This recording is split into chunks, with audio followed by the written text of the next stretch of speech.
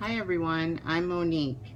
I'm a jewelry designer and metalsmith. I've been making jewelry, beaded jewelry, working with semi-precious gemstones for almost 17 years. I just started about a year and a half ago making metal jewelry, which I absolutely love.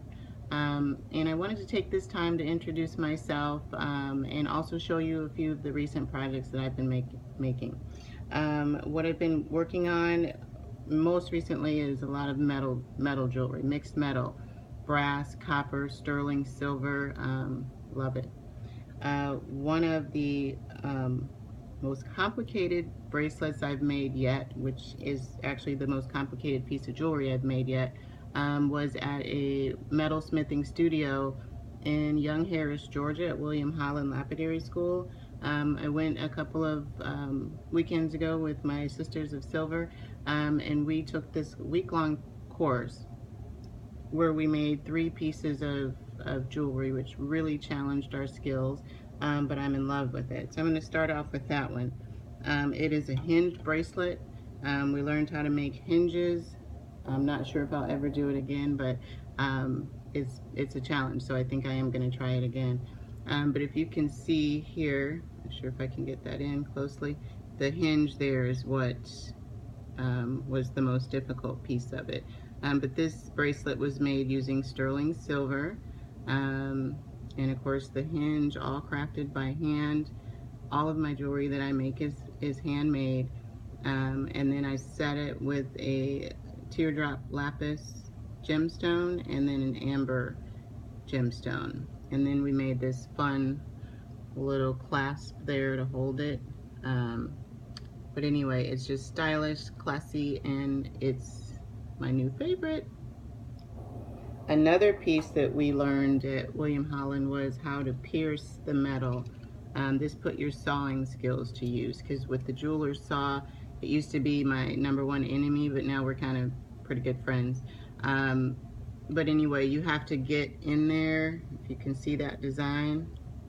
And it's just a flat sheet of metal, so you go in and you pierce and you just saw each area out of there, and then you solder it on to a back plate, um, and it comes out beautiful. I set an opal stone here, which I really love it. I really love this piece. It's a nice sturdy piece. I want to make another chain for it, just because this one doesn't do it justice. This is just a temporary chain, so I could see how it would look. Um, but I handmade this chain, if you can see this one. This pendant I used with brass, copper, and sterling silver. I put sterling silver pendants on it, which are zodiac pendants. And then I fabricated the chain by hand with sterling silver and 14 karat gold filled metal. So this is a handmade chain that I think is very unique and interesting, and I think something like that would go great with this pendant, because it's also unique and interesting, and I'm Monique and I'm unique, so that's what I do. But see how with a different chain, how it kind of sets that off better. Um, Also, this weekend I made these earrings, and these are just simple, lightweight, just using mixed metals again with copper and sterling silver. I did texture the metal, if you can see that. I textured the back plate with the copper and then with the sterling silver. So these are just simple, they're lightweight, really easy, a lot of fun to make. You basically just texture, kind of hammer it flat, and then you sweat solder it on. So I love those. Also, I made this bracelet using copper. You see it's kind of a domed edges. Once I soldered it and put a little texture on it, I used the anti-clastic and synclastic tools, which are these fabulous tools that we got at William Holland.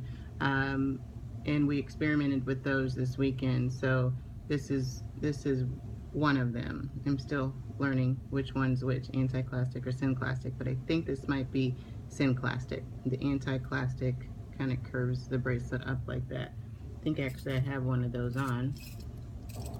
This would be an example, if I can get it off, of the anti-clastic. So the metal curves up instead of doming down. Maybe that's a good idea on how to remember it. Dumb down, curve up. Dome, dumb. But anyway, that's anti-clastic and synclastic. If I have it wrong, then it's one or the other. Here is a sterling silver cuff bracelet with my absolute favorite stone in the world, which is turquoise. A big old hunk of turquoise. And then I set this just plain. I didn't put any texture on it. I just wanted a solid piece of jewelry. I believe this might be 10 karat, so it's or not 10 karat, 10 gauge. So it's a really strong, heavy piece of jewelry, and it looks really pretty on. See? The other thing that we've been having a lot of fun with is copper pipe. So you can make jewelry out of just plain copper pipe. You can get it at Lowe's or Home Depot. I get like a 2-foot piece for, I don't know, $6, $7. And then you can make this fabulous jewelry with it. This is a copper cuff that I made. Basically, you get the metal extremely hot. It's called annealing. So you use your torch, you anneal it, and then you cool it and beat it to death. I mean, it's great for stress. It's a great stress reliever. You just beat, beat, beat, beat, pound, pound, pound, pound. First you pound the ends on both sides, and then you kind of left with this bubble in the middle, and it's like air that you're pounding in different directions that's forming these divots. And then once you get it to your liking, then at that point I textured just with different stamps, textured each little section, and then I put it in some liver of sulfur to give it that black look in there, and then kind of just brushed around the ridges to bring out that copper again.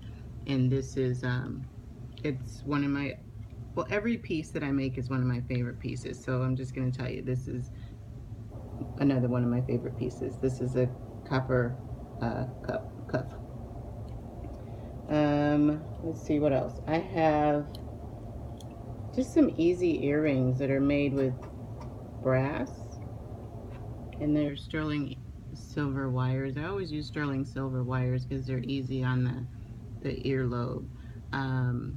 But they're just simple, and I did a simple fold form. So you just fold the metal in half. Again, you have to get it really hot, anneal it so the metal will be able to move. And then I folded it, opened the fold, I added some little crinkles to the side.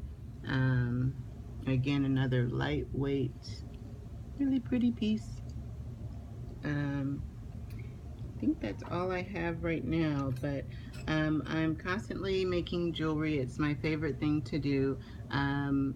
If you like this video, if you want to see more, please let me know.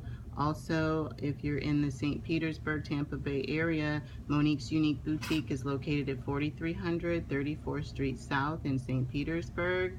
Also, you can check out my website at moneksuniqueboutique.com.